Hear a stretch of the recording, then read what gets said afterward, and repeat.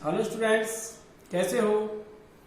Last video में हम लोग पढ़ रहे थे सॉल्यूशन का टॉपिक था अपना आइडियल और नॉन आइडियल सॉल्यूशन, आदर्श व अनादर्श विलयन।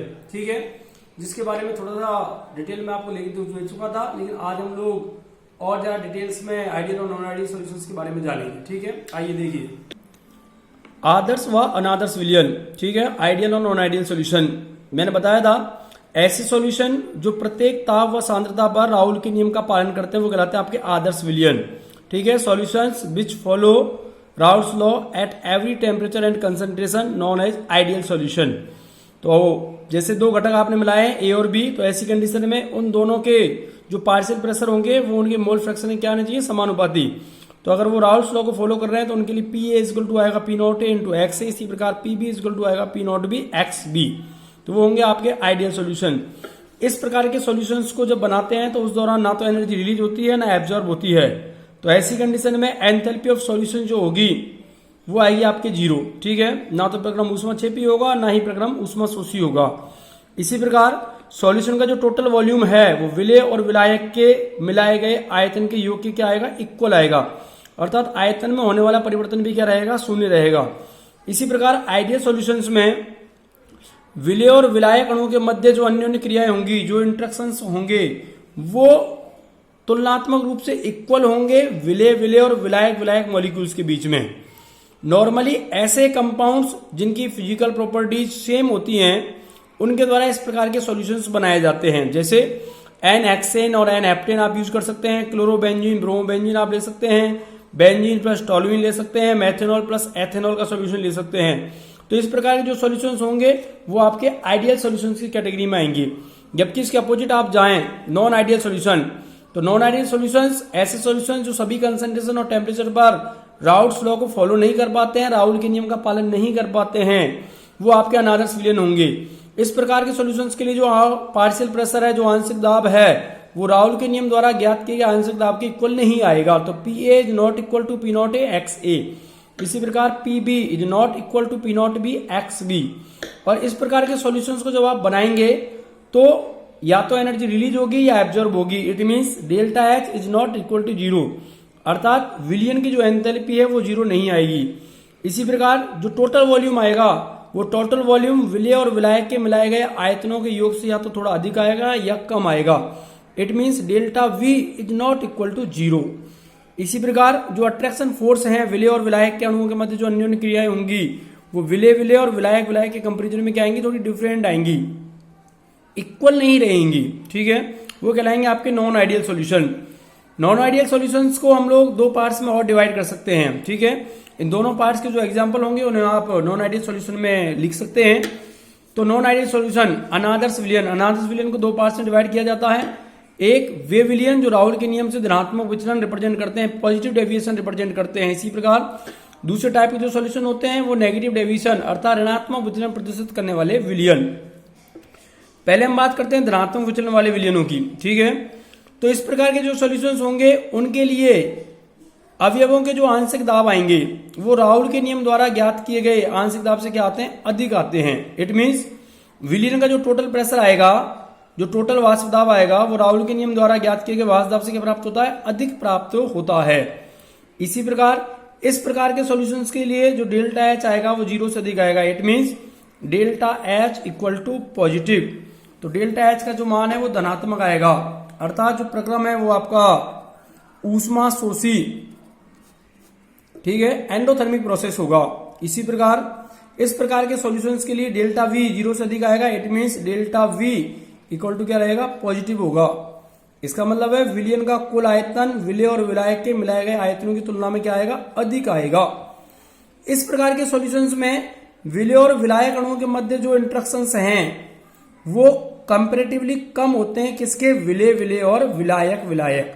अर्थात विलेय और विलायक अणुओं के मध्य लगने वाले आकर्षण बलों के कंपेरिजन में विलेय और विलायक अणुओं के मध्य लगने वाले आकर्षण बल क्या होंगे, दुर्बल होंगे। दुर्बल होने के कारण ही इनका जो वॉल्यूम है वो इंक्रीज हो जाता है।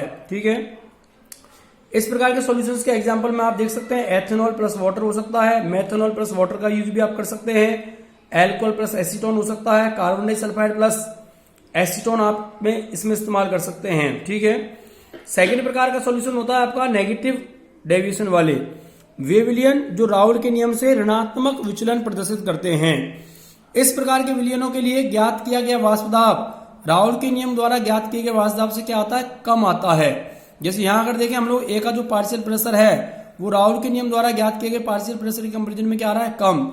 इसी प्रकार बी के लिए, ठीक है, अतः हम कह सकते हैं कि पी जो टोटल आएगा वो कम आएगा किससे, P A plus P B के। अगर ये राउल के नियम द्वारा कैलकुलेट किया जाए तो उसके कंपेरिजन में जो प्रेशर होगा वो क्या आएगा आपका, कम आएगा। इसी प्रकार इस प्रकार के सॉल्यूशन के लिए डेल्टा एच जो है वो 0 से कम होगा, delta H is less than 0। It means delta H की जो वैल्यू है वो क्या आएगी, आपके नेगेटिव आएगी। नेगेटिव वैल्यू है डेल्टा एच की, इट मींस जो प्रोसेस है वो आपका ऊष्मा छेपी है, एंडोथर्मिक वो एक्सोथर्मिक प्रोसेस, ठीक है। एनर्जी जो है वो रिलीज होगी। और इस प्रकार के सॉल्यूशंस के लिए जो डेल्टा वी है वो भी क्या आता है, less than 0। It means delta V equal to negative. विलयन का टोटल जो वॉल्यूम होगा वो विलय और विलायक के मिलाए गए आयतनों की तुलना में थोड़ा सा क्या आएगा, कम आएगा। अगर हम अट्रैक्शन फोर्सेस की बात करें तो विलय और विलायक अणुओं के मध्य जो इंट्रैक्शन है, अंतराणविक जो आकर्षण बल हैं वो कंपैरेटिवली अधिक होंगे किससे, विलय और विलायक अणुओं के मध्य। अर्थात पार्टिकल सब बहुत ज्यादा पास आ गए हैं, ऐसी कंडीशन में वॉल्यूम क्या हो जाता है, कम हो जाता है। इसके एग्जांपल्स में आप ले सकते हैं हाइड्रोक्लोरिक एसिड प्लस वाटर, उसके अलावा nitric acid plus water, H2SO4 plus water, chloroform plus acetone, ठीक है। ये कई सारे एग्जांपल्स हैं इस प्रकार के सॉल्यूशंस के जो राउल के नियम से ऋणात्मक विचलन रिप्रेजेंट करते हैं। तो एग्जाम में कई बार आइडियल और नॉन आइडियल सॉल्यूशन में डिफरेंसेस पूछ लेता है, इनके एग्जांपल्स पूछ लेता है, धनात्मक विचलन वाले एग्जांपल्स पूछ लेता है, ऋणात्मक विचलन वाले एग्जांपल्स पूछ लेता है, ठीक है। तो ये बड़ा ही सिंपल सा टॉपिक है। हर एक सॉल्यूशन जो भी हो, चाहे वो आइडियल हो चाहे नॉन आइडियल हो, हर एक सॉल्यूशन के लिए जो डेल्टा जी आएगा वो आपका नेगेटिव रहेगा, इस बात का ध्यान रखना है आप लोगों को, ठीक है। Delta G gives free energy, ठीक है, उसकी जो वैल्यू आएगी वो क्या आएगी, आपके नेगेटिव ही आएगी। अब बात करते हैं हम लोग नेक्स्ट टॉपिक की जो एक्चुअल में इसी से रिलेटेड है। टॉपिक का नाम है आपका, एक बार टॉपिक के नाम से पहले मैं आप लोगों को जो आइडियल और नॉन आइडियल सॉल्यूशन है उसको एक ग्राफ द्वारा भी रिप्रेजेंट करना सिखा देता हूं, किस तरीके से उसको रिप्रेजेंट करेंगे आप। तो देखिए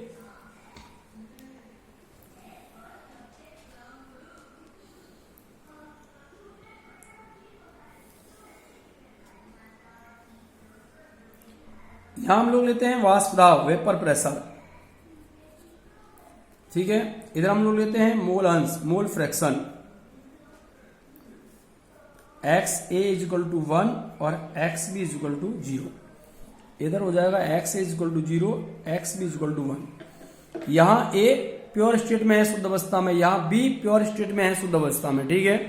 शुद्ध अवस्था में A का जो वाष्प दाब है वो हमने माना था यहां P0A, ठीक है। B का शुद्ध अवस्था में वाष्प दाब है आपका ये मान लीजिए P0B, ठीक है। दोनों का आपने मिक्स किया तो आप देखिएगा इधर से इधर जाने पर A के जो मोलस है वो डिक्रीज हो रहे हैं और मोलस डिक्रीज होने के साथ साथ उसका जो पार्शियल प्रेशर है वो भी क्या आएगा आपका, कम आएगा। तो इसका जो ग्राफ है वो इस प्रकार आएगा।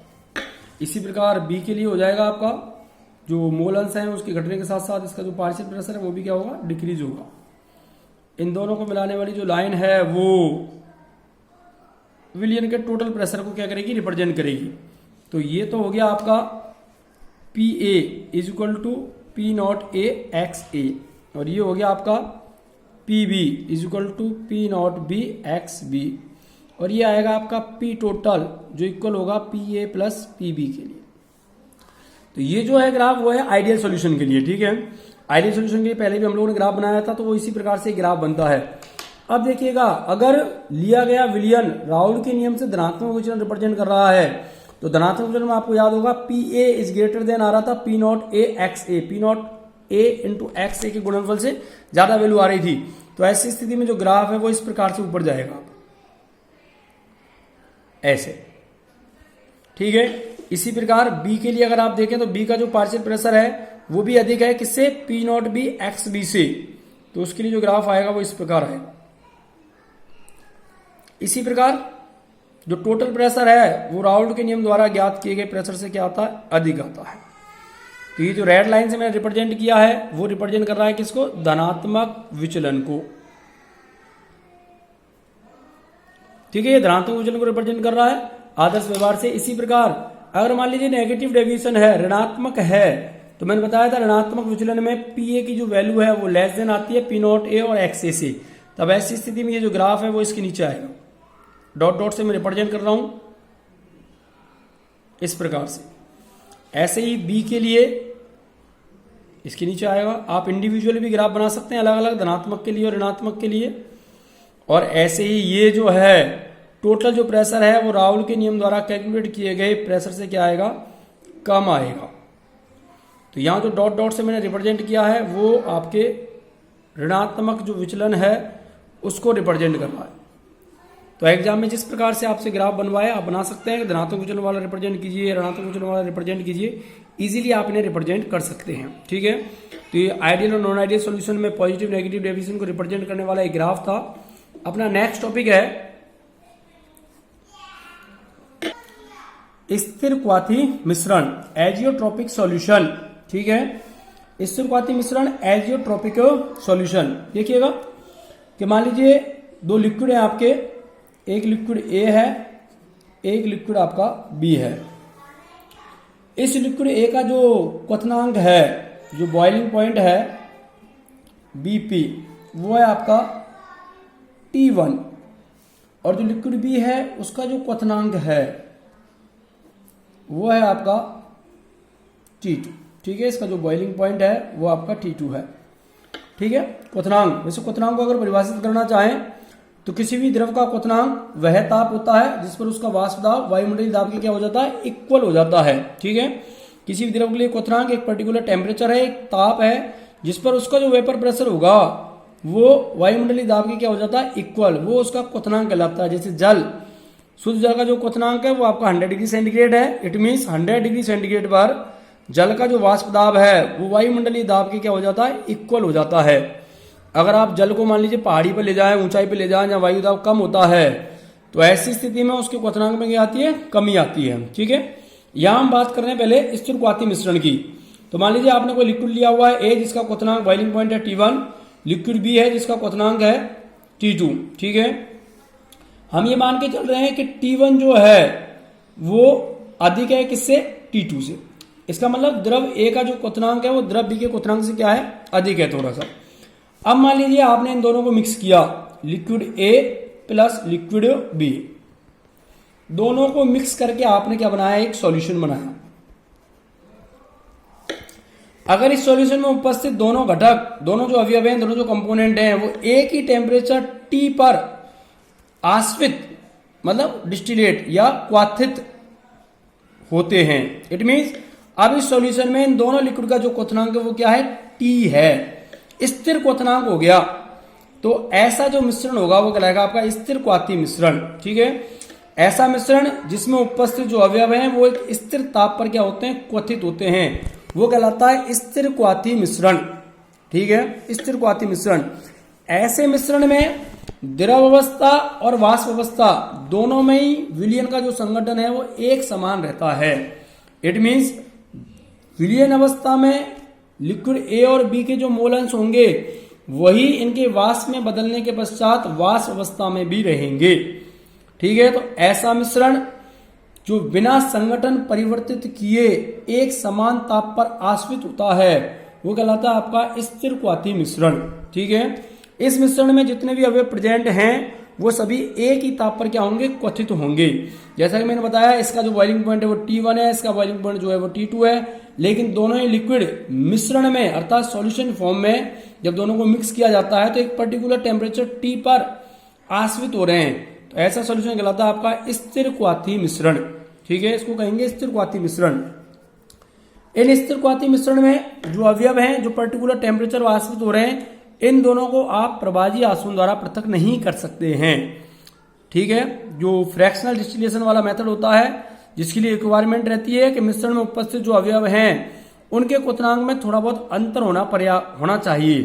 लेकिन यहां हम देख रहे हैं दोनों ही जो अवयव हैं वो एक ही टेम्परेचर पर क्या हो रहे हैं, आश्रित हो रहे हैं।